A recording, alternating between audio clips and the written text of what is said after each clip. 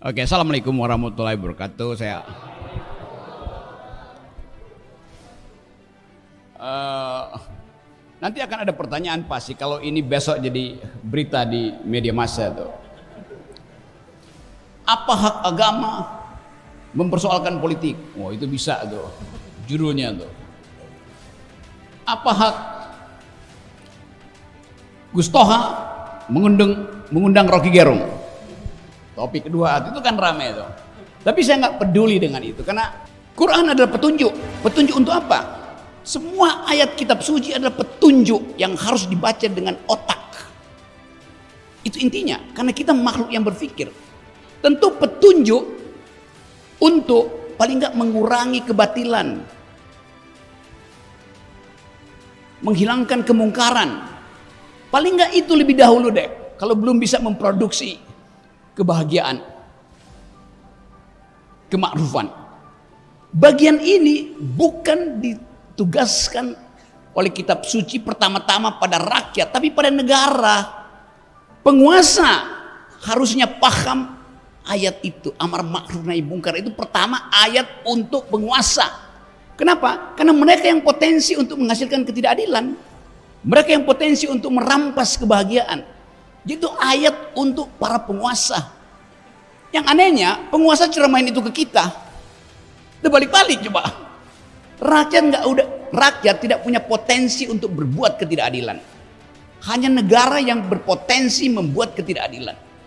Dan ketidakadilan itu yang saya terangkan tadi bahwa indeks kecerdasan bangsa ini drop. Pesantren menyumbang peningkatan IQ. Sementara kekuasaan memerosotkan IQ. Karena nggak ada undangan berpikir. Orang berpikir dilarang. Orang berusaha untuk memperdebatkan masa depan dianggap sebagai bahaya politik identitas. Jadi kita lihat bahwa bangsa ini dituntun ke arah kegelapan. Itu intinya tuh. Demi perbedaan kita memerlukan persatuan. Demi perbedaan. Kalau negara bilang demi persatuan tidak boleh ada perbedaan, itu namanya dungu. Dari awal kita berbeda. Kalau berbeda dianggap teroris. Kalau berbeda dianggap ekstremis. Padahal antropologi bangsa ini disusun berdasarkan ontologi perbedaan. Jadi justru karena ada perbedaan diperlukan persatuan. Bukan dibalik, demi persatuan gak boleh ada perbedaan. Itu kurang ajarnya negara. Karena dimungkinkan kita bercakap-cakap secara terbuka di sini nih. Ada mahasiswa bisa bicara sesuka-sukanya tuh. Ada orang yang mau jadi pemimpin, dia bertanya, siapa yang bisa kita contoh? Jangan contoh mereka. Anda ingin saya kenalin Anda dengan orang di istana, justru hindari mereka. Gitu. Karena lebih banyak iblis di situ daripada malaikat. Kalau Anda tidak ada di lingkaran presiden, Anda dianggap sebagai oposisi walaupun status Anda akademisi. Kan bajingan cara berpikir begitu kan? Kurang ajar. Apalagi kalau akademisnya muslim, dianggap ini untuk mempromosikan negara Islam. Udah ada semacam sinopsis di kepala bahwa kegiatan di pesantren itu adalah untuk menghalangi pemerintah. Itu buruknya tuh. Padahal di tempat ini calon presiden datang.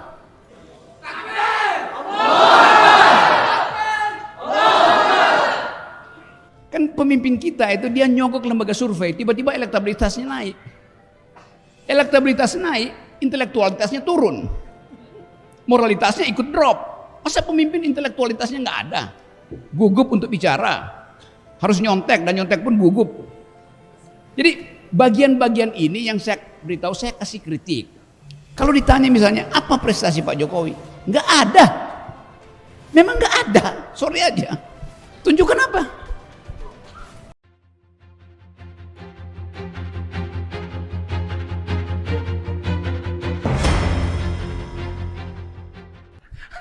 Baik, saya dari tadi ngobrol sama beliau ini nyantai aja beliau itu. Gitu ya, jadi kita dengarkan sekarang apa yang perlu disampaikan oleh Ustadzuna Ustadz Rocky Gerung.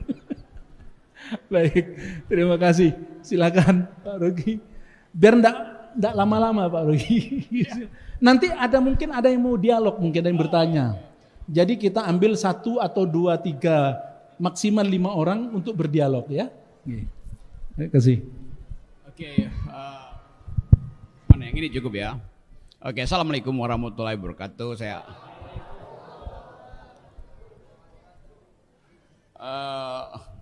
nanti akan ada pertanyaan pasti kalau ini besok jadi berita di media massa tuh.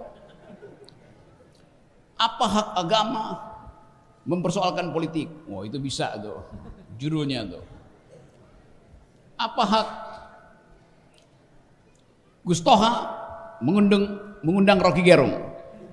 Topik kedua itu kan ramai tuh.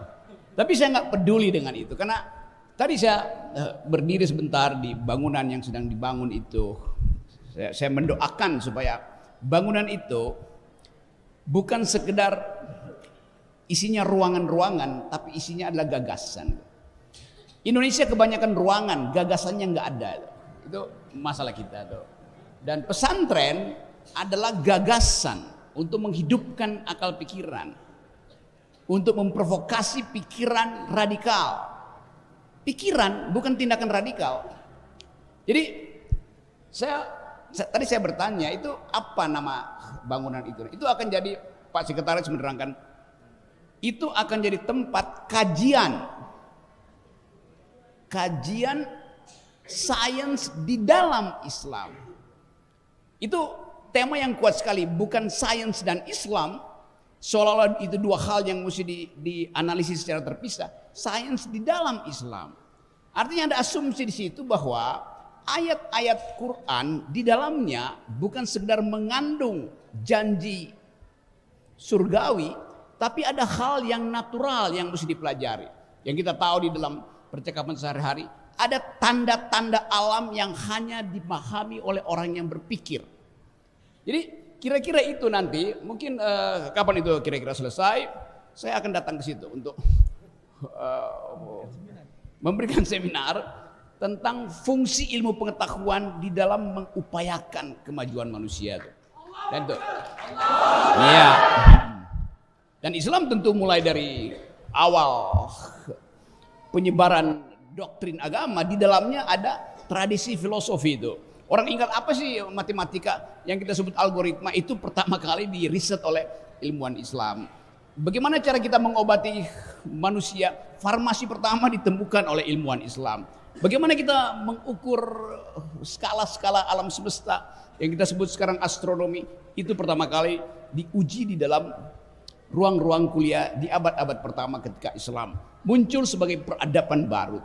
Jadi selalu ada konteksnya di situ. Nah, kita mau coba gabungkan itu antara krisis pengetahuan, kekurangan pengetahuan, dan keterpurukan bangsa. Apa yang menyebabkan bangsa terpuruk? Karena pemimpinnya nggak berpikir. Itu intinya. Apa akibatnya? Akibatnya skala kecerdasan kita, kalau Anda baca riset terakhir sebulan lalu, Indonesia itu rata-rata IQ-nya 70,8. Hanya 70,8. Apalagi kalau nggak ada masjid kembar, nggak ada Al-Islah, mungkin tinggal 60 IQ kita. Jadi pesantren menyumbang peningkatan IQ, sementara kekuasaan memerosotkan IQ. Karena nggak ada undangan berpikir. Orang berpikir dilarang. Orang berusaha untuk memperdebatkan masa depan dianggap sebagai bahaya politik identitas. Jadi kita lihat bahwa bangsa ini dituntun ke arah kegelapan. Itu intinya tuh. Padahal tadi diterangkan oleh Gus Toha, persahabatan itu adalah hak setiap warga negara. Lepas dari soal agama, etnis segala macam. Tapi justru negara itu memprovokasi supaya jangan bersahabat antar agama, jangan bersahabat antar etnis, jangan bersahabat antar kelas. Diam-diam itu yang sedang terjadi di kita, sehingga terjadi ketegangan sosial. Oke, saya pegang 2 mic kembar di masjid kembar.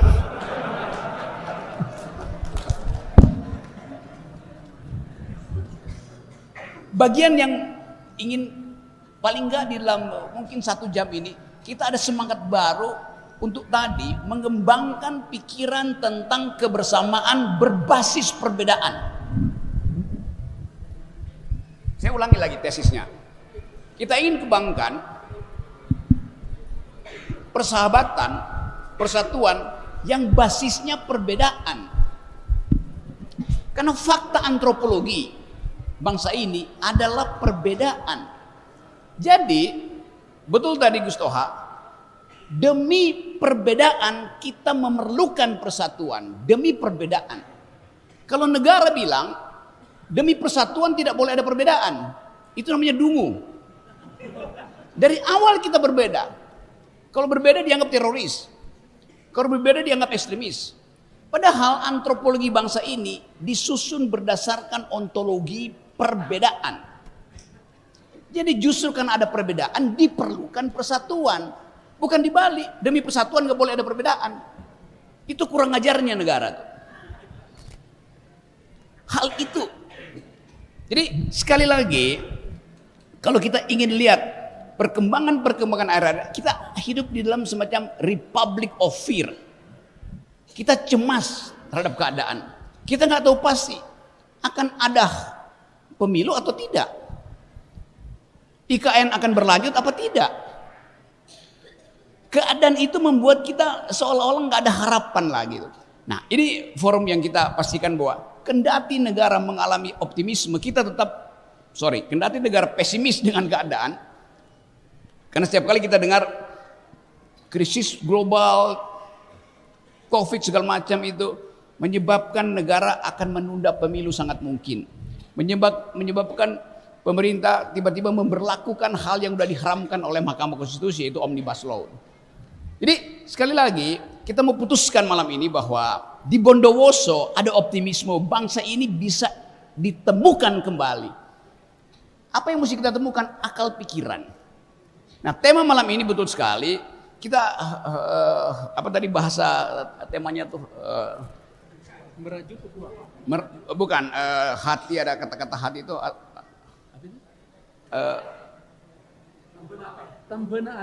temben ate.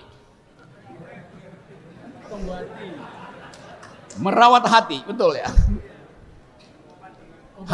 Obat hati. Hati-hati dengan hatiku. Kita masuk dulu pada tema itu. Ini adalah pondok pesantren. Tempat dipersiapkan masa depan. Dan hanya demi itu kita bisa membayangkan Indonesia. Kita bisa membayangkan Indonesia kalau ada pertumbuhan pikiran di semua sekolah. Nah, prinsip pertama dari setiap murid adalah takwa pada gurunya itu. Udah pasti itu. Kata murid dalam bahasa Inggris namanya disciple. Murid. Dari kata disciple turun kata disiplin. Disiplin itu di dalam bahasa Arab namanya takwa. Mengerti karena itu menjalankan, itu namanya takwa kan? Bukan sekedar tunduk, karena mengerti maka menjalankan. Apa yang mesti dijalankan? Harapan. Apa yang mesti dijalankan? Kemampuan untuk mengevaluasi keadaan. Jadi itu yang terjadi. Nah, karena itu tidak mungkin pesantren itu dipisahkan dari politik. Seperti yang diucapkan sekarang. Jauhkan pesantren dari politik karena itu politik. Bukan. Justru di pesantren diajar metode kritis. Dan di dalam politik kalau kita berhenti kritik maka akan timbul monster-monster di istana tuh. Itu intinya. Ada bahasa Italia bilang el sueño della razón produce monstros. Akal yang tidur, kalau akal Anda tidur, maka yang beroperasi malam hari adalah monster-monster. Koruptor, arogan, para arogan. Jadi sangat kontekstual kalau kita pastikan bahwa tugas dari pesantren adalah menghidupkan harapan bahwa akal bisa diproduksi ulang. Kita istilahkan itu. Kenapa? Karena selama 7 tahun ini akal kita tidur, akibatnya monster oligarki hidup. Beroperasi dia malam hari itu. Itu yang menerangkan kenapa bangsa ini nggak bisa bertumbuh berkompetisi dengan bangsa-bangsa lain. Kalau setiap kali kita dengar di media massa ekonomi kita baik, tumbuh segala macam tuh. Faktanya ini coba saya kasih data dulu karena ini kan kuliah tuh. Di zaman Pak Harto, harta kita dikuras oleh konglomerat. Tapi yang balik ke negara masih 33%. Pak Harto kasih konsesi-konsesi. Yang balik ke negara 33%. Zaman Pak SBY yang balik tinggal 28%, 25 sampai 28%. Zaman Pak Jokowi tinggal 8%. Itu data primer yang menyebabkan kenapa banyak akademisi, teman-teman saya dosen itu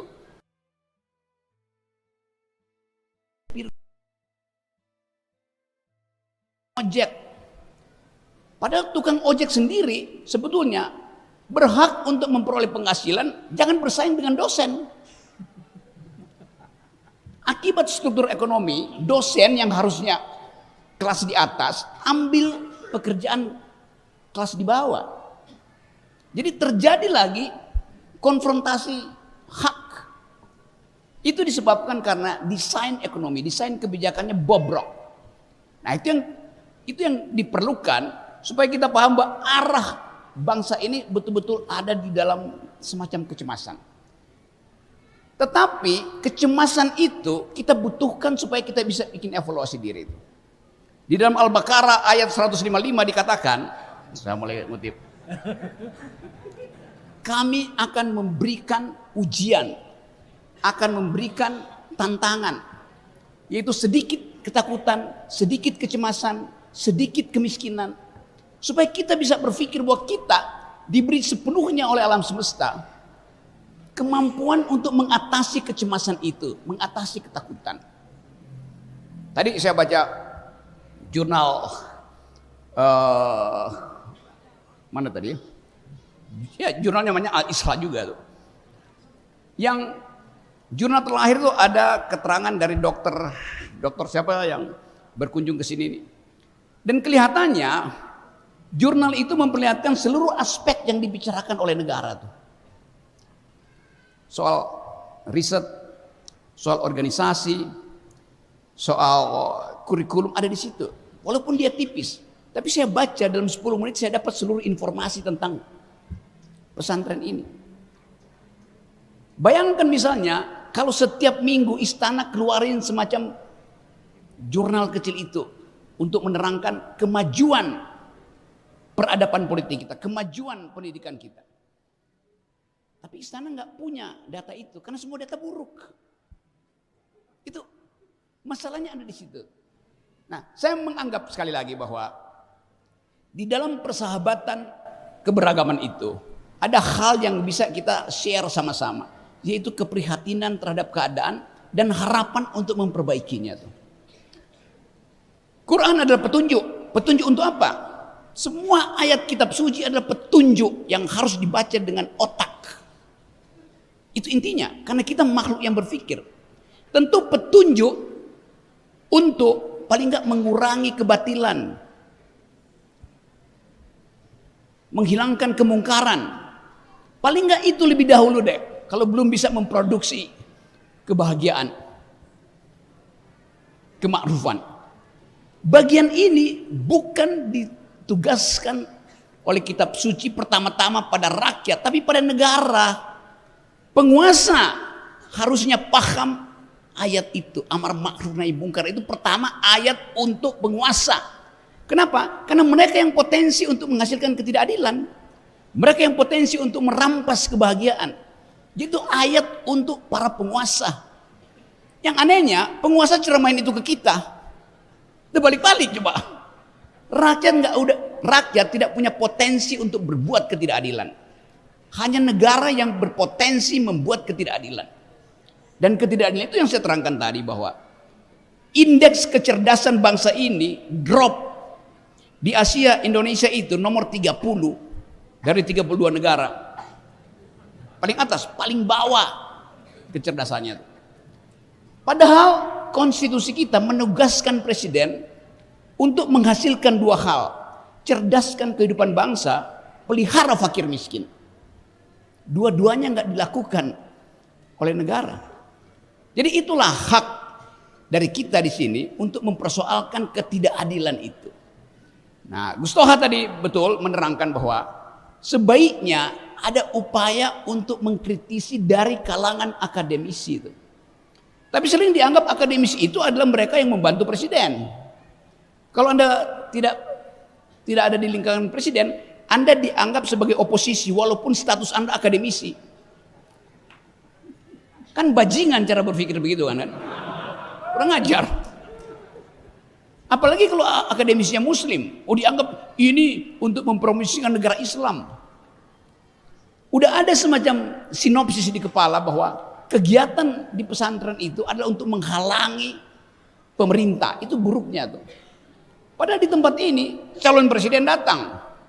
Betul. Calon yang mungkin batal tuh. Jadi teman-teman, ini malam yang buat saya berbahagia karena diingatkan kembali fungsi dari persahabatan, fungsi dari keakraban. Dan itu membutuhkan permenungan. Nah, di dalam permenungan itu kita tidak boleh sekedar memakai rasio, reason dalam bahasa Inggris. Ada hal di dalam Islam yang nggak bisa diterjemahkan, yang disebut kalau bahasa Inggris mungkin sebut reason itu akal yang bernalar, passion batin yang membaca. Tetapi bagaimana menerangkan misalnya istilah kolbu? Apa bahasa Indonesia untuk kolbu? Hati. Tetapi bukan hati yang ada bentuk fisiknya yang bisa sakit hati itu. Tapi hati dalam pengertian mampu memikirkan wisdom. Itu namanya kolbu. Semacam percakapan antara reason dan passion, moderatornya adalah kolbu. Otak kita menghendaki pikiran rasional, matematis. Batin kita namanya passion, menghendaki hal yang emosional. Kolbu berupaya untuk memahami tegangan antara reason dan passion. Filosofi di dalam teologi muslim bilang begitu tuh. Karena itu susah untuk menerangkan bahwa ya sakit kolbu, nggak ada sakit kolbu. Yang ada sakit otak dan sakit jiwa. Kolbu adalah obat. Tempat ketika kita letih di dalam pikiran, kita berhenti dan minta kolbu itu bicara. Ketika kita emosi, kita berupaya tekan emosi itu dan itu adalah hasil kerja kolbu. Bagian yang suci itu yang hilang dari bangsa ini. Kehilangan kolbu itu lebih bahaya daripada kehilangan akal dan kehilangan batin.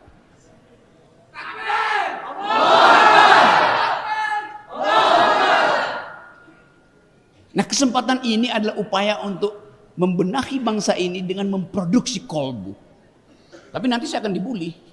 Pasti dibully itu. Sok tahu Rocky Gerung. Ngomong apa dia? Ada yang akan menjelaskan. Ustaz Toha tuh. Jadi teman-teman, pesantren fungsi utama adalah mengucapkan kejujuran karena diperintah oleh kolbu. Mengucapkan kemerdekaan berpikir karena menginginkan ada pertengkaran argumen. Memanfaatkan momentum-momentum politik supaya bangsa ini jangan diselundupkan di dalam wacana atau headline yang kita baca setiap hari yang gak ada isinya tuh. Jadi teman-teman itu kultum saya hari ini. Nanti sebelum kita bercakap-cakap, tapi saya ingin mengatakan kesenangan hati saya karena diundang di tempat di mana pikiran itu dihargai. Terima kasih. Assalamualaikum warahmatullahi wabarakatuh. Baik, ini baru mukaddimah. Baru pemanasan. Nanti setelah tanya-tanya tambah lagi beliau. Oke, ada yang bertanya 1, 2, 3, 4, 5, 6. 6, 7, 8, 9, 10. Ada 10 orang. Oke, coba mic-nya dikasih. Ini kalau yang nyanyi 10 orang ini caleg apa bukan ya? Oke. Ya, coba itu sudah ada. Ya. Baik, silakan Pak Adiroso dulu. Setelah Pak Adiroso beliau. Ya. Bismillahirrahmanirrahim. Assalamualaikum warahmatullahi wabarakatuh. Allahumma sholli ala Sayyidina Muhammad. Sebelumnya saya ingin mengucapkan sebuah puisi. Membeli pepaya ke saudara, pulangnya dikasih sekarung. Sungguh bahagia hati rasanya berjumpa dengan Bapak Rocky Gerung. Baik, yang mau tanya-tanya maju aja ke depan sini biar enak. Bapak Ya. Rocky Gerung, kita ini sudah mendengar di beberapa media bahwa ya maaf aja, saya ini terbuka aja ya. Unek-unek artinya dari hati kecil saya. Ini ada semacam korupsi politik. Korupsi politik artinya penyalahgunaan wewenang politik. Jadi ada satu capres ini akan diamputasi politiknya gara-gara kasus formula. Tapi ini mungkin rekayasa. Jadi tolong Pak Rocky, pengamatan sampean bagaimana dengan langkah-langkah amputasi politik. Soalnya ini sudah mencederai demokrasi. Apakah ini betul-betul cinta negara atau bagaimana nih? Yang mungkin kurang lebihnya bagian. Assalamualaikum warahmatullahi wabarakatuh. Silakan. Terima kasih. Assalamualaikum warahmatullahi wabarakatuh. Waalaikumsalam. Langsung saja. Mohon maaf, pertanyaan saya tulis biar tidak bias. Pertanyaan yang pertama adalah, saya adalah pengagum beliau. Jadi beliau ini idola saya. Yang selalu tadi itu menyuarakan tentang kecerdasan, akal sehat, atau kebalikannya daripada kedunguan. Bahkan ketika acara maulidan, beliau mengatakan, mengutip, ikro, belajar. Yang tidak mau ikro itu adalah orang dungu. Pertanyaan seriusnya adalah, mengapa, mohon maaf ini ya, mengapa Bung Rocky sendiri tidak bersikap cerdas? Dalam arti kata ragu-ragu atau malu-malu kucing untuk masuk Islam. Nah, ini adalah bentuk kasih sayang saya sebagai seorang pengagum kepada beliau. Karena tadi sudah disebutkan oleh Ustadz Habibie, ya ayyuhalladzina amanu udkhulu fisilmi kafah. Masuklah ke dalam hukum Islam secara keseluruhan. Di ayat yang lain disebutkan, wa may yabtaghi ghairal islami dina fala yuqbala minhu wa huwa fil akhirati minal khasirin. Jadi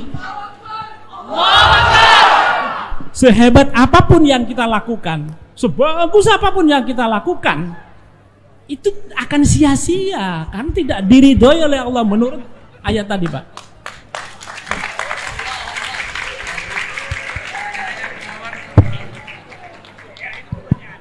Kemudian yang kedua, di beberapa pertemuan panjenengan pernah bilang bahwa ketika panjenengan bersinggungan dengan masalah agama itu selalu ngeles, selalu mengelak.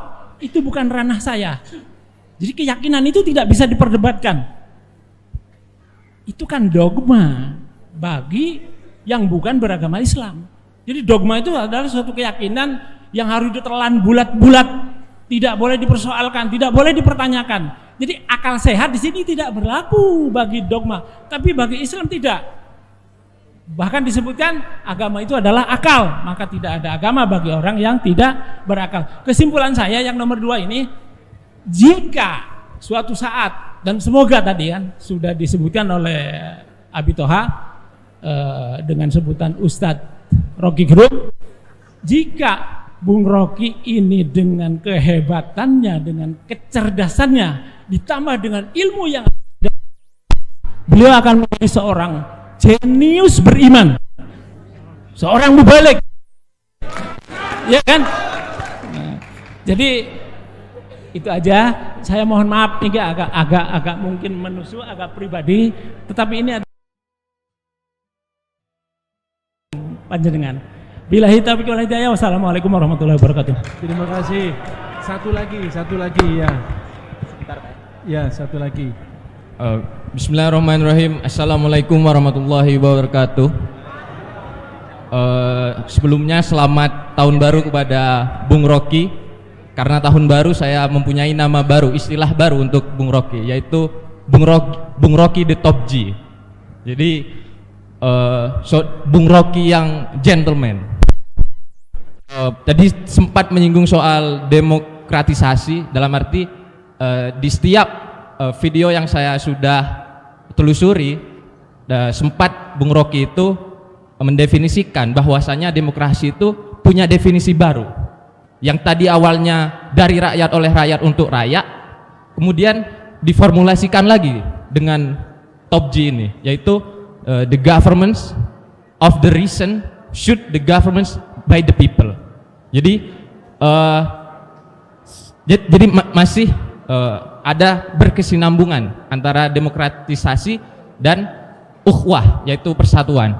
Pertanyaannya adalah bagaimana seharusnya the paradox of tolerance dari Karl Popper itu seharusnya bisa diperbaiki lagi hubungan antara beda agama, beda golongan, beda kaum. Jadi biar tidak terjadi lagi paradoks-paradoks dan pil-pil dogma itu tersebut. Terima kasih. Baik, namanya dan asalnya. Sebelumnya saya mantan SD Plus Alislah generasi pertama. Oh, Ferwis Daswa. ya. Iya. Jadi Gus Jack, adik kelas saya Gus Jack. Iya, baik. Saya lupa karena sudah mulai besar. Iya, sebentar lagi dia sudah kawin. Baik, 3 dulu penanya, setelah itu kita lanjutkan. Silakan. Oke, pertama apa tadi yang utama tadi pertama soal amputasi politik. Oke. Itu hal yang segera ingin orang tahu soal Anies Baswedan. Kira-kira itu yang dimaksud sebenarnya. Tapi kita tahu bahwa selain voluntarisme kita, voluntarisme artinya dorongan untuk menjadi sukarela. Volunte artinya energi untuk memulai inisiatif. Voluntarisme terhadap Anies bisa juga dibaca sebagai kegugupan kita karena membayangkan Anies mampu nggak kalau terjadi semacam keadaan ketidaknormalan di dalam politik gitu. Kan itu intinya kan. Kalau normal-normal aja ya udah ikut aja nanti 20% segala macam. Tetapi pemilu 2024 akan berlangsung di dalam formula-formula tidak normal. Kita lihat itu dari sekarang tuh. Soal usulan PDIP supaya hanya memilih partai, tidak memilih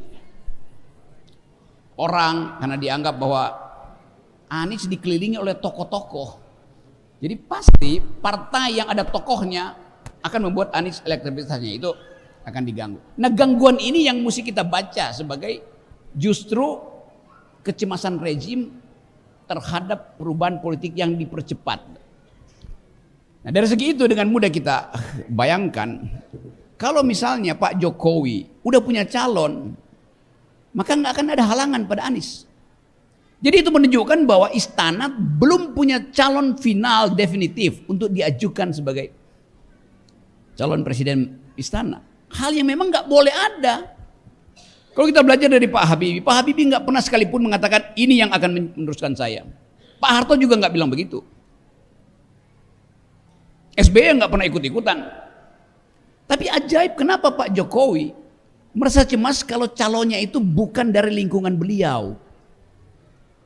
Itu bahayanya kalau orang sakit hati. Itu nggak enak kan? Kan Pak Jokowi udah mestinya berpikir sebagai negarawan. Saya percaya bahwa siapapun yang terpilih, dia akan menuntun bangsa ini ke arah kesejahteraan dan keadilan. Harusnya begitu ucapannya. Bukan kasih sinyal, semua boleh ikut kompetisi, tapi saya lebih suka yang berambut uban. Itu bias itu.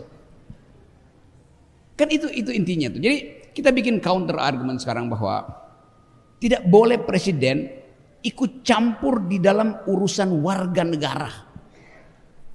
Sama seperti Bapak tadi, tidak boleh urusan publik itu dipertanyakan, urusan privat dipertanyakan di forum publik. Mestinya WA aja saya. Karena itu akan jadi headline besok. Dan kita sibuk begituan. Lalu istana goreng. Rocky Gerung memanfaatkan pesantren, pura-pura masuk Islam. Kan bahayanya begitu. Itu masalahnya tuh, kepekaan itu. Yang saya pastikan tadi bahwa itu terkait dengan status kita di sini sebagai warga negara, warga akademis. Semua orang berharap kapan Pak Rocky dapat hidayah? Percepat dong. Loh, hidayah itu misteri. Bukan sesuatu yang diucapkan dan diniatkan dari pihak luar. Itu adalah keputusan kolbu tadi. Jadi dengan segala hormat pada kebaikan hati Bapak, saya mengerti suasana itu. Tapi jangan sampai hal itu justru yang diambil alih oleh mereka yang suka memprovokasi, lalu terbelah lagi bangsa ini hanya karena soal itu. Itu poin kedua tadi. Yang ketiga tadi dari alumnus yang rupanya dia memperhatikan diksi saya. Jadi saya mesti hati-hati nih, jangan sampai yang saya ucapkan kemudian dibalikkan pada saya dan nggak bisa saya pertanggungjawabkan. Saya pertanggungjawabkan.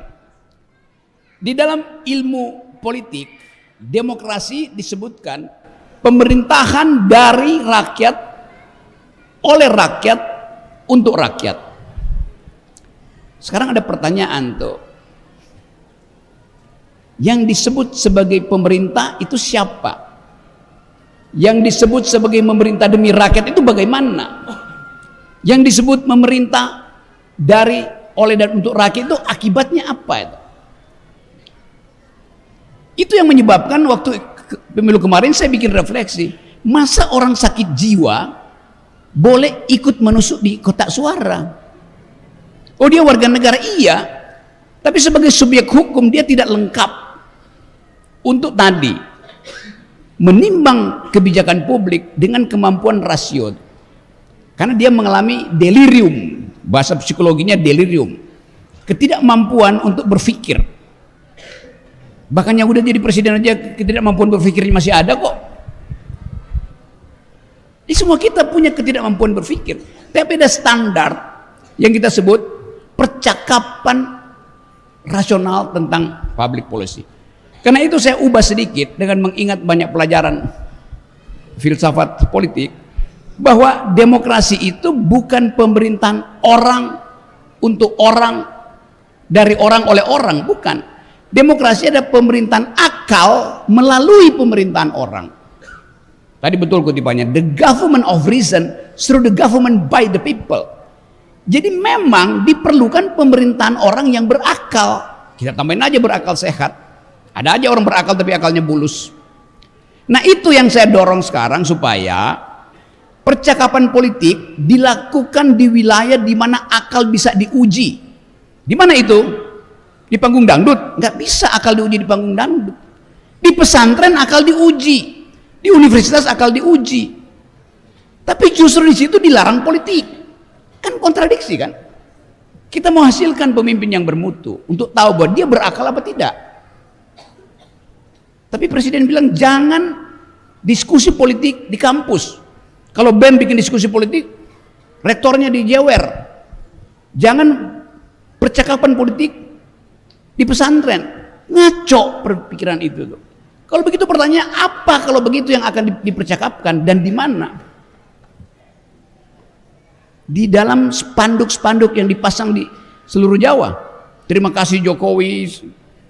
Terus ada potret Erick Thohir, Puan Maharani segala macam. Tapi saya nggak lihat mereka berdebat di forum akademis. Boleh aja pasang di situ. Tapi apakah poster yang gede itu sama dengan otaknya yang besar? Belum tentu. Kita ingin evaluasi perpolitikan kita. Karena itu undang setiap orang yang punya potensi untuk memimpin negara, bikin panel di sini supaya kita tahu ini berpikir atau sekedar ingin mempertontonkan uang. Kalau ingin mempertontonkan uang, tunggu besok pagi. Lakukan serangan fajar. Jadi bagian itu, jadi itu penting kita ingatkan bahwa semua potensi untuk menghasilkan pemimpin harus difilter di tempat di mana pikiran dimungkinkan. Pesantren adalah sekolah. Sekolah artinya berpikir, berpikir artinya menguji. Pemimpin harus diuji. Bukan, kan pemimpin kita itu dia nyogok lembaga survei, tiba-tiba elektabilitasnya naik. Elektabilitas naik, intelektualitasnya turun. Moralitasnya ikut drop. Masa pemimpin intelektualitasnya nggak ada? Gugup untuk bicara. Harus nyontek, dan nyontek pun gugup. Jadi bagian-bagian ini yang saya beritahu, saya kasih kritik pada semua orang itu. Nah, sekali lagi kita tunggu satu momentum politik di mana kita lihat Indonesia udah menemukan kembali otaknya. Indonesia udah kembali mampu berpikir. Kapan itu? Tergantung kita putuskan malam ini. Kita mau mempercepat pemilu atau kita mau menunda pemilu? Ya percepat aja sebaiknya. Supaya efisiensi di dalam kepanitiaan, yang kan ada KPU yang nggak tahu KPU itu ngapain tuh. Anggarannya berapa? 100 triliun dia minta tuh. Tapi fungsinya cuma nyiapin kotak suara. Tidak melakukan pendidikan politik. Kalau ada pendidikan politik, kotak suara itu bikin aja begini, orang masukin di situ. Ragu nggak? Jangan ragu. Kalau orang beretika, nggak akan ada yang nyolong kotak suara itu. Dibikin baja pun dicolong orang dan dimanipulasi di dalam komputer kan. Jadi publik harus dibuat percaya bahwa demokrasi itu harus dihasilkan dengan perdebatan intelektual. Itu intinya. Terima kasih. Baik, selanjutnya. Ya, ini di sini barusan 1, 2, 3. Ya, sebentar. Nanti ada sesi ketiga ya. 3 orang apa 5 orang, Pak Rogi? 3-3 ya. 3-3 ya, 3-3. Assalamualaikum warahmatullahi wabarakatuh. Saya selalu mengikuti apa yang sering disampaikan oleh. Mohon sebut nama asal. Oh ya, mohon maaf. Nama saya Muhammad dari Situbondo. Ya, Situbondo.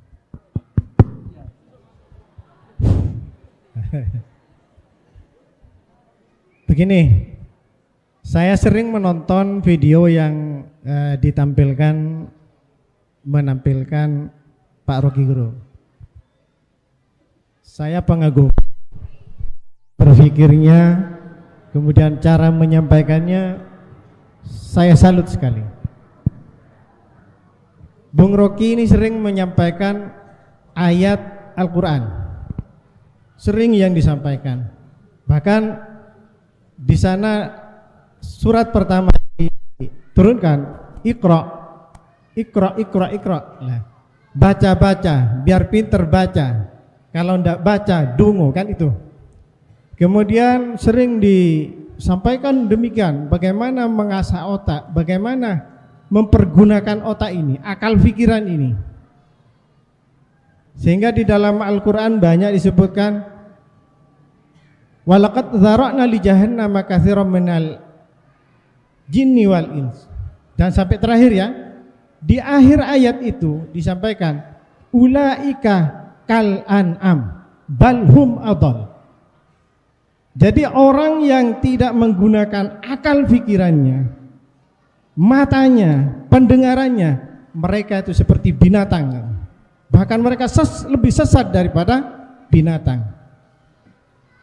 Nah, dalam hal ini seringkali kita mendengar bahwa tokoh kita, ulama kita dilarang melakukan politik.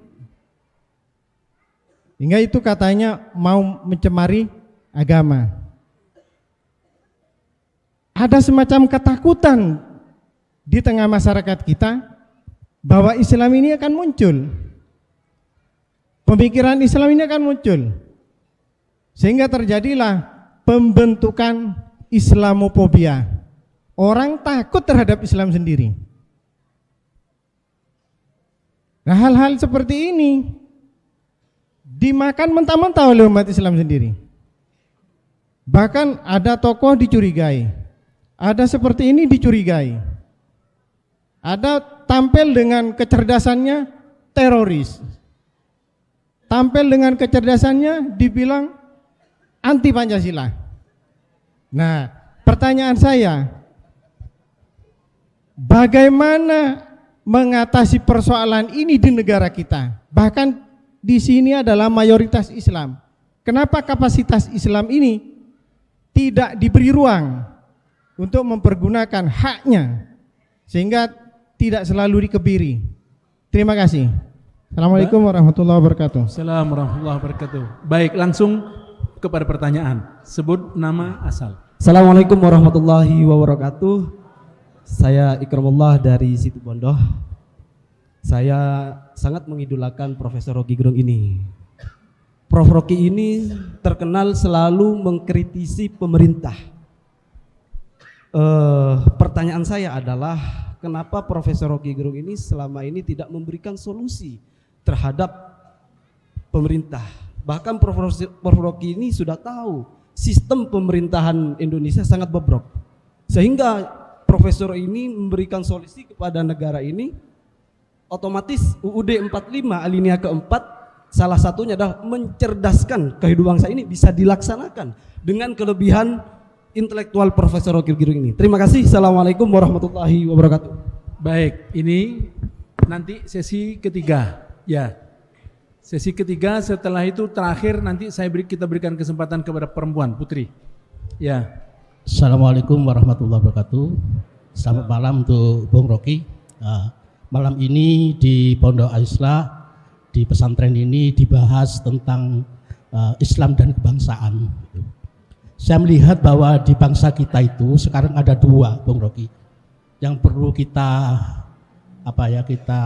analisa. Yaitu pertama, ada semacam pemasungan pemikiran. Jadi pemikiran kita dipasung. Yang kedua, kalau dulu ada mafia hukum, sekarang ada mafia konstitusi. Bagaimana konstitusi itu dibuat dengan cara mereka yang tujuannya saya kira satu, Bang Ruki, adalah kekuasaan. Jadi poinnya di kekuasaan ini. Saya ingin mendapat masukan dari Bung Rocky bagaimana cara mengatasi pemasungan pemikiran kita, pemikiran rakyat Indonesia ini, pemasungan pemikiran paling intelektual ini, dan juga yang sangat berat sekarang ini adalah mafia konstitusi. Bahkan MK aja sudah tidak direken. Ya itu. Terima kasih. Assalamualaikum warahmatullahi wabarakatuh. Waalaikumsalam warahmatullahi wabarakatuh. Silakan Bu. Oke, yang pertama apa tadi? Saya selalu lupa yang pertama tuh. Poin yang pertama tadi Islamofobia. Oke.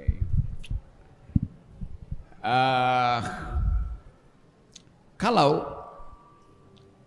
ada hal yang bisa kita pertengkarkan tentang kebijakan publik, maka yang pertama-tama mesti lakukan memulai pembicaraan kritis adalah partai oposisi. Kan itu intinya. Siapa partai oposisi? Nggak ada. Jadi karena nggak ada, saya ambil alih itu. Lalu dia bilang tadi, solusinya apa itu? Saya pernah evaluasi, 80% kabinet itu buruk. Maka saya bilang, solusinya ganti 80% menteri itu.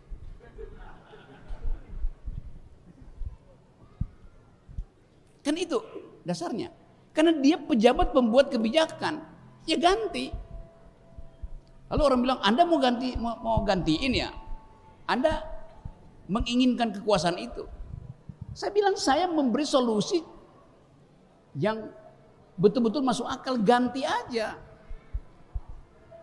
Tapi nanti Pak Jokowi akan bilang, oke, itu hak prerogatif saya. Jadi nggak ada gunanya kita kasih solusi kalau di ujungnya bilang itu hak prerogatif saya. Lain kalau ada oposisi yang akan tekan itu. Saya nggak punya kemampuan menekan.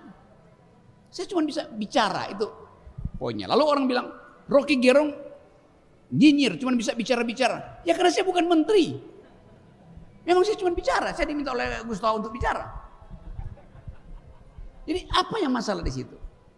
Yang ketiga, menteri-menteri itu saya gaji untuk cari solusi.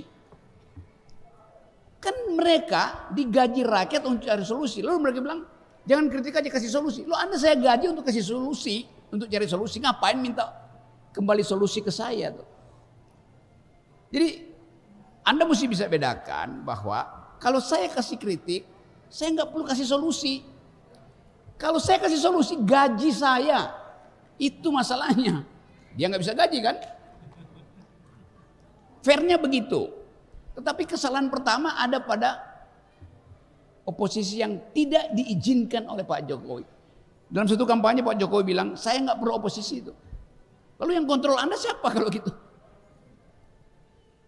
Jadi dari awal desainnya udah kacau. Nah karena itu kalau yang beroposisi sekarang dengan mudah dibilang Islamofobi. Karena cuma itu mainannya.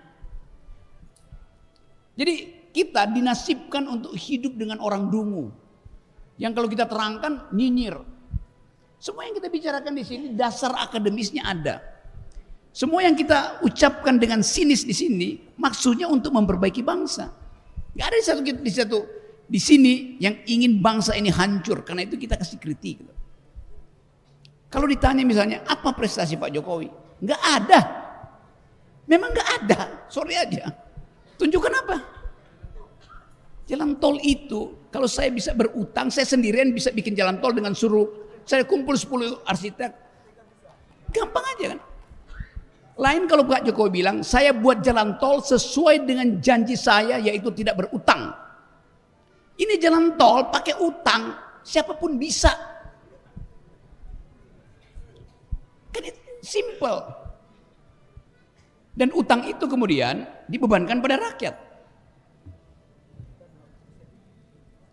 Setiap hari Sri Mulyani cari cara untuk majakin rakyat. Macam-macam dipajaki sekarang. Demi membayar utang itu. Tetapi pendukung rejim tepuk tangan. Hanya di era Jokowi jalan tol jadi panjang. Iya, tapi jalan pikiran jadi pendek. Itu konsekuensinya kan. Tanya pada ekonom semacam Faisal Basri. Seluruh utang untuk bikin jalan tol, keuntungannya balik pada Cina. Bukan balik pada kita tuh. Kenapa? Begitu selesai jalan tol itu kalau di dalam sistem pembangunan dunia itu gratisan jalan tol. Masa jalan tol berbayar? Justru jalan tol dimaksudkan untuk efisiensi supaya jalan biasa itu tidak macet. Dipindahin jalan tol. Sekarang jalan tol dikasih tarif. Akibatnya orang nggak bisa bayar balik lagi ke jalan biasa, macet lagi di situ kan. Nggak ada di dunia jalan tol itu bayar. Kecuali jalan dibikin swasta untuk pergi ke resortnya itu bayar tuh. Ini jalan tol dari Jakarta sampai Banyuwangi disuruh bayar. Kan ngaco. Apalagi begitu jalan tol selesai dijual pada swasta. Jadi seluruh konsep itu yang mesti kita bongkar. Kalau cuma sekedar lihat semua orang tepuk tangan tuh pendukung Pak Jokowi, sekarang ada jalan tol. Kita punya jalan tol. Yang ngomong gitu cuma punya Honda butut. Nggak bisa masuk jalan tol, tapi dia bangga ada jalan tol. Cicilan belum lunas. Mana ada motor bisa masuk jalan tol? Itu yang saya sebut manipulasi opini publik oleh negara. Itu bahayanya tuh. Kalau negara jahat disembunyikan dari mana? Sama seperti IKN, sama aja. Entah dari mana membiayai itu. Saya punya banyak teman di kabinet, semua merasa nggak mungkin itu jalan. Lalu kenapa kalian tepuk tangan? Karena mereka ketagihan kekuasaan itu, nggak berani untuk ucapkan kejujuran. Nah, kita ingin ada kejujuran diucapkan malam ini dan diucapkan oleh mulut seluruh warga negara yang kritis, yang punya otak. Apalagi kalau dia alumnus dari pesantren ini. Allahu Akbar. Baik, ini terakhir. 1, 2, itu 3 tadi sudah mengangkat tangan. Mohon maaf. 4 ya, nggak apa-apa ya 4 ya. Oke, 4. 1, 2, 3, 4 terakhir. Silakan. Assalamualaikum warahmatullahi wabarakatuh. Saya Madani dari Dadapan sebelah pondok. Mungkin saya bukan ingin bertanya Bung Rocky, tapi ingin meminta saran Bung Rocky. Saya memiliki cita-cita sebagai pemimpin Bung Rocky. Tapi saya tidak punya kedekatan relasi kepada elit-elit politik di atas. Jadi mungkin saran Bung Rocky bagaimana cara saya mendapatkan cita-cita saya yang sebagai pemimpin ini, karena saya sendiri sudah jenuh terhadap pemimpin di kota ini. Oke. Ini yang kedua, Bung Rocky tadi pernah bilang yang pertama itu gedung itu negara ini dibentuk bukan hanya sebagai ruang-ruang saja. Tapi yang diinginkan itu agar terciptanya gagasan untuk kemajuan negeri ini. Dengan keburukan yang ada di negeri ini, saya meminta gagasan dari Bung Rocky, gagasan apa saja yang mungkin bisa didapat atau harus kita laksanakan untuk negeri tercinta kita ini. Dan yang kedua, dan yang ketiga, apakah untuk menjadi seorang pemimpin atau politikus sendiri, apa kita harus selalu dekat terhadap orang yang di atas? Apa kita harus menempel? Apa kita sebagai oposisi? Apa kita harus bersuara seperti Bung Rocky? Karena Bung Rocky tahu sendiri, Bung Rocky yang bersuara seperti yang ini aja banyak musuhnya. Apalagi saya yang hanya sebatas masyarakat biasa yang tidak punya tempat untuk bersuara, Bung Rocky. Terima kasih untuk Gus Toha yang telah memfasilitasi saya pribadi udah bertemu dengan Bung Rocky ini. Terima kasih. Sama-sama. Kalau mau foto silahkan sekarang. Mana tadi?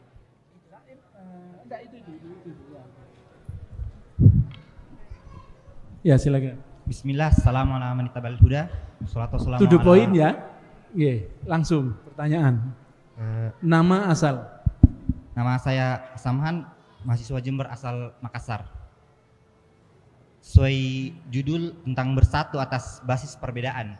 Bagaimana agar kita tidak menjadi orang yang latah dan kaku terhadap perbedaan secara umum, perbedaan politik ataupun agama, karena bangsa Indonesia secara umum serta umat muslim secara khususnya masih banyak mereka yang latah karena agama sampai sekarang masih menjadi tunggangan politik atau yang biasa kita sebut politik identitas. Karena isu agama ini yang paling mudah digoreng, maka terjadilah banyak kerusakan-kerusakan seperti 22 Mei tahun lalu yang banyak kerusakan, banyak yang terluka sampai korban jiwa, yang dimana Islam sebagai rahmatan lil alamin sangat jauh dari tujuan ini. Sederhananya, bagaimana agar kita tidak menjadi dungu dan sikap kita kepada mereka-mereka yang dungu. Terima kasih. Baik, yang ketiga langsung, setelah itu yang keempat.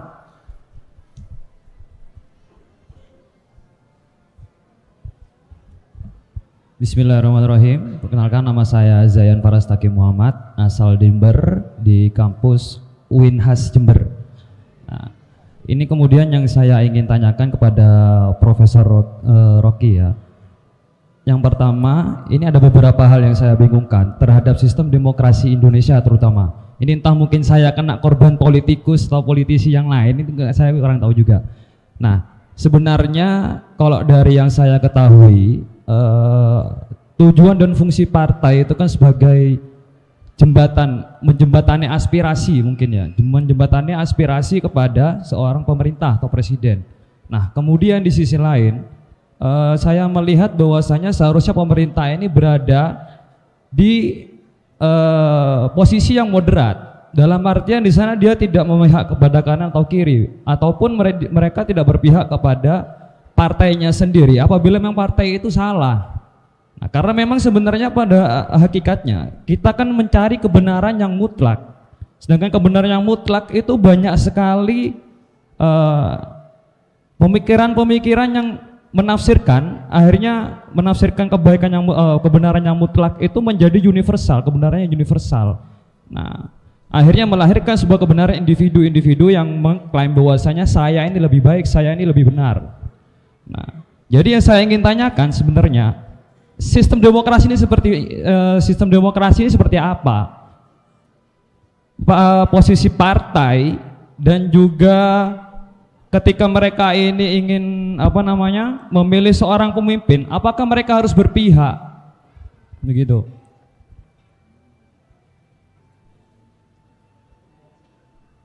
Karena memang seperti yang kita lihat pemilu ke depan, bahwasanya ada juga yang ingin mengusungkan Ganjar katanya, ada yang Anies, ada yang ini dan lain sebagainya.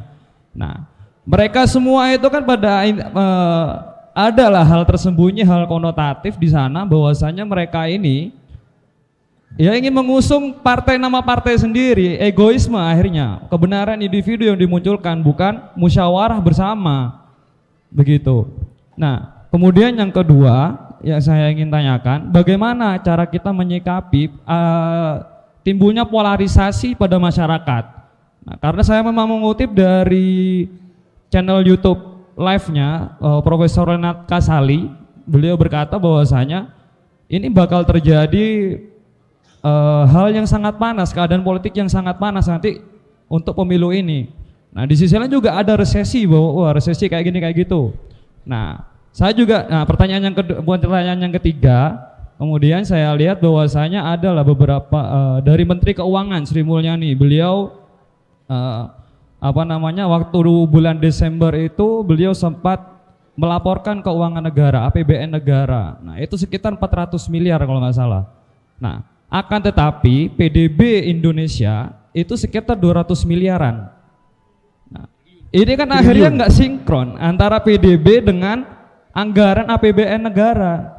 Nah, sekitar 200 miliaran itu buat IKN dan 200 lainnya pendidikan dan sebagainya. Nah, saya pikir ini nggak masuk akal. Nah, ini bagaimana cara kita menyikapinya juga? Nah, mungkin seperti itu. Terima kasih. Baik, terima kasih. Yang keempat, tadi ada yang minta diwakili oleh satu orang dari perempuan.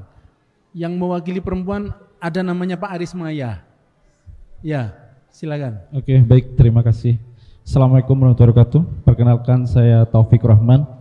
Pada kesempatan kali ini mungkin saya menyambungkan sanad saya gitu kepada Pak Rocky, karena sebelumnya dosen pengampu saya juga dosen bimbingan dari Pak Rocky, sehingga saya berterima kasih kepada Abi telah mendatangkan Rocky Gerung ke Masjid Kembar gitu, Pak Rocky.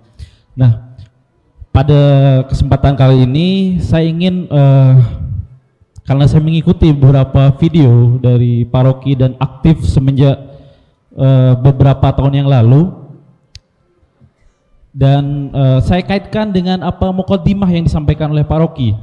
Pertama, tadi menyampaikan bahwa kita kekurangan atau EQ kita itu menurun atau drop gitu. Tapi satu sisi kita atau dalam penyampaian Pak Rocky surplus informasi, sehingga pada kondisi ini ada semacam kekurangan ide-ide yang harus kita eksekusi gitu. Nah, pertanyaannya bagaimana menumbuhkan ide-ide tersebut? Yang kedua, bangsa ini adalah bangsa yang latah, Pak Rocky. Ketika satu informasi atau sesuatu yang viral itu langsung ditunggangi. Hal yang sederhana misalnya lato-lato yang sekarang kan, Istana Merdeka sekarang mulai main lato-lato. Bisa saja nanti ada yang dijadikan jargon untuk 2024 misalnya dari viralnya lato-lato ini. Pertanyaannya adalah, apakah bangsa ini memang dibentuk menjadi bangsa yang latah atau memang pada rezim ini saja gitu? Apa yang viral itu bisa ditunggangi dan kaitannya dengan surplus informasi tersebut. Yang ketiga, langsung saja saya ingin tembak Pak Rocky saja, point of view-nya Pak Rocky untuk 2024. Gitu saja, terima kasih. Baik, Pak Aris. Ya, silakan. Pak Aris ini, Pak Rocky, beliau adalah Sekjen Sobat Anis Pusat dari Jakarta. Sekjen Sobat Anis. Langsung.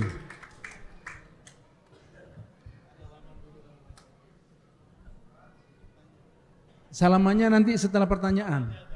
Ya, setelah bertanya.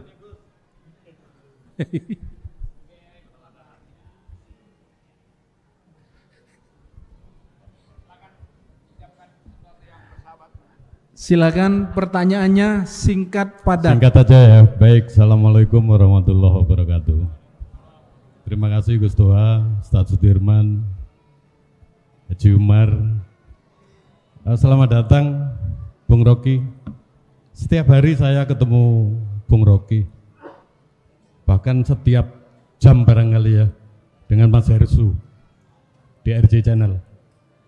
Saya selalu mengikuti setiap kali apa yang disampaikan, isu-isu. Terakhir adalah soal Perpu yang kami baca. Barangkali saya ingin mewakili bapak-bapak barangkali ya, sebagai warga negara, Mas Rocky. Kedatangan panjenengan di sini ini benar-benar membuka harapan untuk kami. Sementara bahwa kita ini sudah hampir-hampir kehilangan akal karena demikian nyata situasi negara ini dibodoh-bodohin. Ya. Jadi bagaimana misalnya dalam kasus perumusan Perpu itu kita betul-betul secara telanjang bulat diberikan contoh bagaimana pemerintah ini kemudian melakukan pelanggaran-pelanggaran secara konstitusional. Ini saya kira perlu disampaikan secara umum, dan kita yang di desa ini Mas Rocky ya, saya dari Jember, tadi telat saya hadir karena ada kegiatan, jadi merasakan betul bagaimana sekarang situasi sulitnya kehidupan perekonomian Gus. Kemarin saya diskusi dengan beberapa ojol, tinggal 125 orang aja. Itu menunjukkan bahwa kapasitas ekonomi kita memang semakin turun. Itu satu. Ingin komen aja dari Mas Rocky. Yang kedua, sebagai sobat Anies, mungkin ada sedikit rahasia kalau ada 3-4 oligarki yang sekarang sedang merancang sesuatu di istana. Barangkali bisa dibuka di sini. Demikian Bung, terima kasih. Terima kasih. Assalamualaikum warahmatullahi wabarakatuh. Assalamualaikum warahmatullahi wabarakatuh. Tapi pertanyaan yang paling akhir yang kedua itu agak nyerempet bahaya. Agak nyerempet bahaya. Baik, Pak, ini adalah pertanyaan terakhir ya. Tidak ada lagi pertanyaan karena jam sudah menunjukkan jam 8.30. Ya. Oke, saya tahu bahwa walaupun kita sedang tentang kebangsaan, tapi selalu ada current issues, hal yang hari-hari ini dipercakapkan orang, soal Perpu, soal Anies, soal ekonomi. Satu poin aja bahwa, halo, ini kenapa nih? Ya, lanjut. Bisa? Oke. Saya pikir Mbak Puan tadi yang rampas mic saya.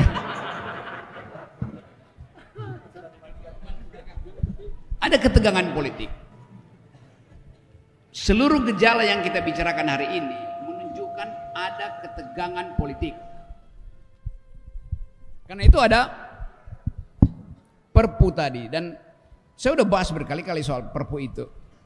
Kan dasar dari Perpu adalah kegentingan yang memaksa. Kalau kita tanya pada Presiden, yang mana kegentingan yang memaksa? Presiden bilang itu soal perang Rusia-Ukraine.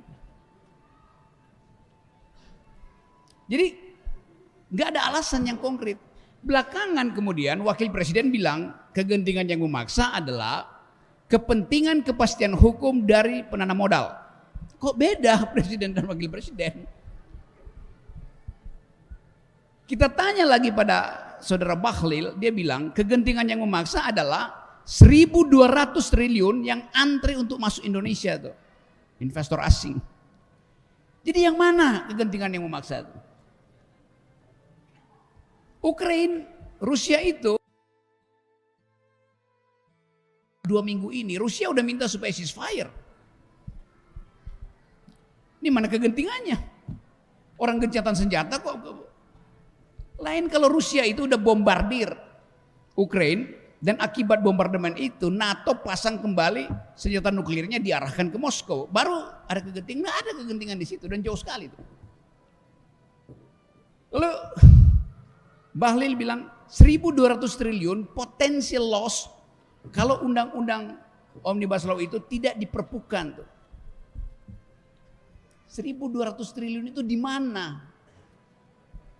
Ada MOU. Oh, itu Memorandum of Understanding, itu bukan deal bisnis. Itu bukan kesempatan, itu MOU kok. Oke, saya mau masuk. Jadi norak keterangan itu tuh. Nggak ada kegentingan yang memaksa dari 1.200 triliun yang masih angan-angan. Di mana kegentingannya?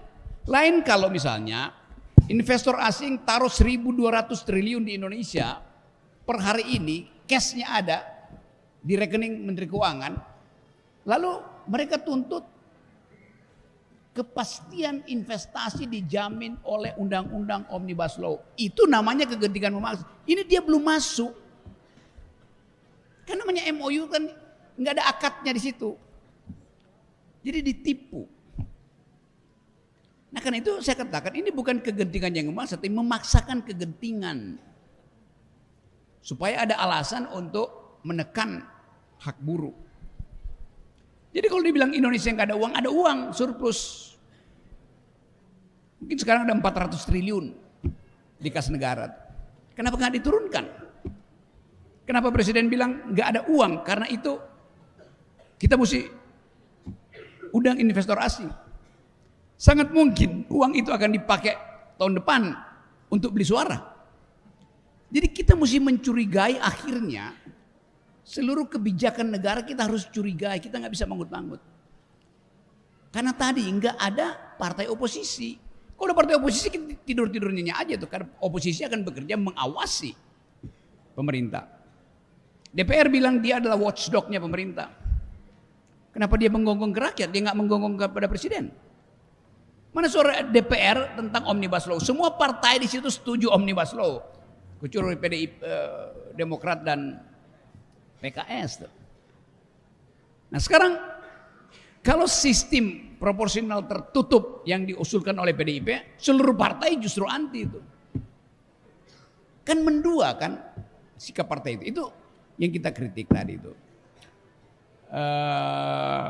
Soal rahasia-rahasiaan pasti adalah. Mungkin setiap jam 4 lewat 15 menit di istana ada pertemuan antara 2-3 menteri utama, 4 konglomerat dan lembaga survei untuk hitung Ganjar udah seberapa, Anies seberapa, Prabowo seberapa.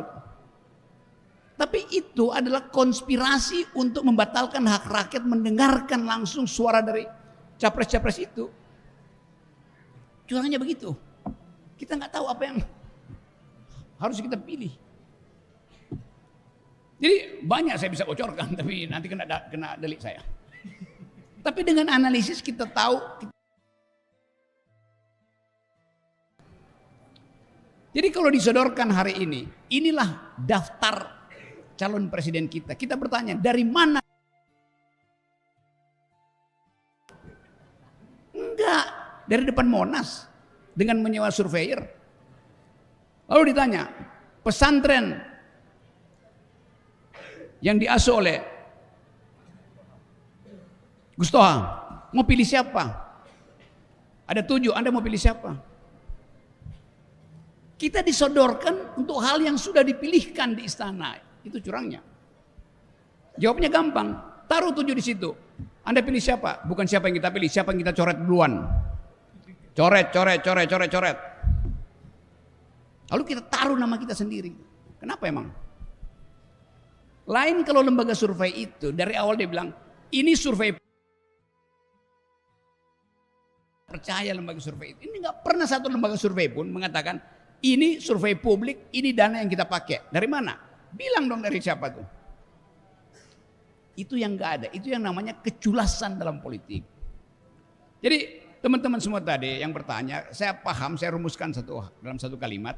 Kita cemas dengan keadaan, tapi nggak ada jalan keluar. Karena itu saya lagi siapkan jalan keluarga. Namanya LBP, Liga Boykot Pemilu. Nanti orang, oh itu makar. Nggak ada cuy, itu cuma gagasan cepat-cepat. Dan mungkin sangat terjadi hal semacam itu. Hal terakhir, asing di kawasan Indo-Pasifik. Nggak ada satu perubahan politik di Indonesia yang tidak ada kepentingan asing. Entah Cina, Amerika. Dan itu yang kita hitung.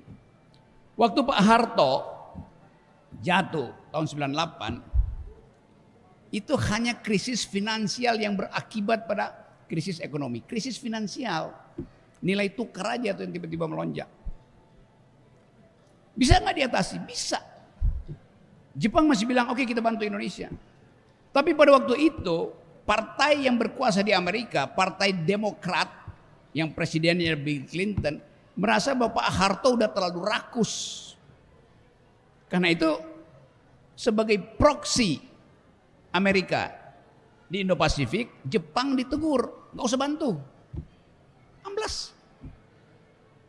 Sekarang hal yang sama, Partai Demokrat berkuasa di Amerika dan melihat bahwa ketidakpastian hukum ada di Indonesia. Jadi kalau dikatakan bahwa investor akan masuk, rumus investor masuk itu cuma satu, kepastian hukum. Ini nggak ada kepastian hukum. Kenapa? Perpu itu sebentar lagi akan dibawa ke Mahkamah Konstitusi, jadi ribut lagi di judicial review. Jadi kekacauan hukum itu justru menghalangi investor masuk ke Indonesia. Itu intinya tuh. Jadi sekali lagi, kita di sini hanya bisa menganalisis. Kita nggak ada kepentingan dengan siapa jadi calon presiden, itu urusan individu. Tetapi kalau kita punya kepentingan dengan calon presiden, kita mau uji dia pertama kali bukan elektabilitasnya, tetapi etikabilitasnya, moralitasnya, kedua intelektualitasnya, baru elektabilitasnya tuh. Jadi undang semua capres datang ke sini, uji moralitasnya, uji intelektualitasnya. Elektabilitas itu urusan lembaga survei itu. Nah, itu pentingnya tadi kita mulai persiapkan siapa yang akan kita coret dari daftar itu ya. Yes, undangin. Jadi sekali lagi terima kasih banyak karena dimungkinkan kita bercakap-cakap secara terbuka di sini. Ada mahasiswa bisa bicara sesuka-sukanya tuh. Ada orang yang mau jadi pemimpin, dia bertanya, siapa yang bisa kita contoh? Jangan contoh mereka. Anda ingin saya kenalin Anda dengan orang di istana, justru hindari mereka. Gitu. Karena lebih banyak iblis di situ daripada malaikat. Terima kasih. Baik, terima kasih Bung Rocky. Masya Allah. Ini apa yang disampaikan itu bisa membedah perasaan, membedah pikiran kita semuanya. Insya Allah kita semuanya tidak akan lagi menjadi dungu. Insya Allah semuanya akan menjadi orang yang cerdas. Insya Allah subhanahu wa ta'ala. Ya, baik. Saya tidak mau mengkomentari, tidak mau menambah-nambahi apa yang beliau sampaikan. Karena sudah cukup jelas. Sekarang saya minta ada yang berdoa kepada Allah subhanahu wa ta'ala. Mana Kiai Amyal itu? Kita doakan mudah-mudahan kita semuanya mendapatkan hidayah dari Allah. Kita ditolong dan dijaga oleh Allah subhanahu wa ta'ala.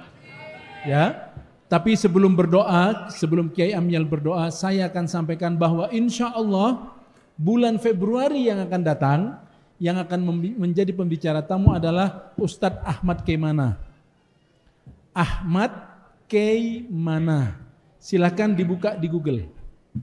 Namanya beliau Ustadz Ahmad Keimana.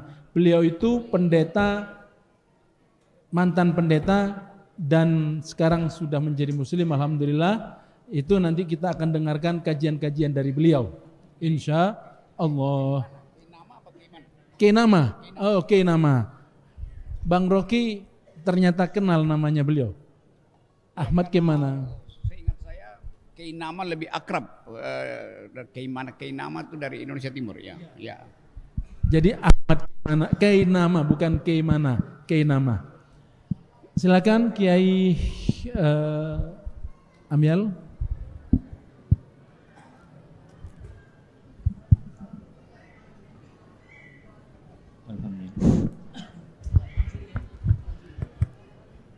Namun sebelumnya semua yang hadir ini sayang semua sama Bung Rocky, sehingga mudah-mudahan katanya yang hadir di belakang pulangnya dari sini Bung Rocky bisa bisa masuk Islam dengan kafah. Ini semuanya sayang semua. Saya yakin yang hadir di sini sayang dan eman. Kenapa? Akal sehatnya itu yang yang diperlukan sehingga bisa merubah keadaan. Mudah-mudahan semuanya berubah. Amin. Alhamdulillahirabbil alamin. Hamdan yuwafiqu ni'amah wa yukafi mazidah ya rabbana lakal hamdu kama yanbaghi li jalali wajhikal karim wa 'azimi sultanik.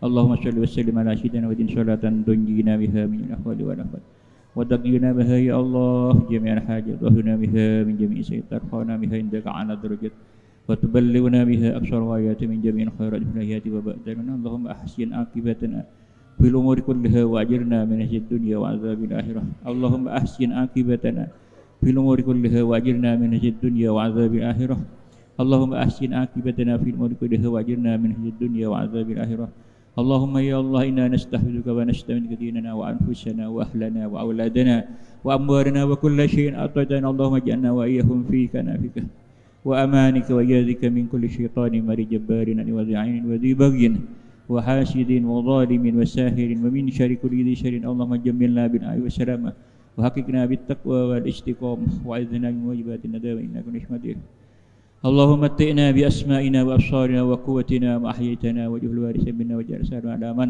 ظلمنا وانصرنا على من عادنا وانصرنا على من عادنا وانصرنا على من عادنا ولا تجعل مصيبتنا في ديننا ولا تجعل مصيبتنا في ديننا ولا تجعل مصيبتنا في ديننا ولا تجعل الدنيا أكبر همنا ولا مبلغنا ولا تسلط علينا بذنوبنا من لا يخافك ولا يرحمنا ربي يسير ولا تؤثر ربي تمم بالخير ربي يسير ولا تؤثر ربي تمم بالخير ربي يسير ولا تؤثر ربي تمم بالخير اللهم لا سهل إلا ما جعلته سهلا أنت تجعل هذا سهلا اللهم لا سهل إلا ما جعلته سهلا أنت تجعل هذا سهلا اللهم لا سهل إلا ما جعلته سهلا أنت تجعل هذا سهلا برحمتك يا أرحم الراحمين ربنا ظلمنا أنفسنا وإن لم تغفر لنا وترحمنا لنكون من الخاسرين ربنا آتنا في الدنيا حسنة وفي الآخرة وقنا عذاب النار سبحان ربك رب العزة عما يصفون السلام على المرسلين والحمد لله والحمد لله رب العالمين سر الفاتحة أعوذ بالله من بسم الله الشيطان الرحمن الرحيم إياك نعبد وإياك نستعين اهدنا الصراط المستقيم غير صراط الذين أنعمت عليهم غير المغضوب عليهم ولا الضالين. Baiklah jamaah semuanya, Tantri-tan sejenis Sesami Mulja, kita akan bertemu tanggal 4 Februari yang akan datang insya Allah, dan kita akan dengarkan kajian dari Ustadz Ahmad Kainama, ya, Ustadz Ahmad Kainama insya Allah.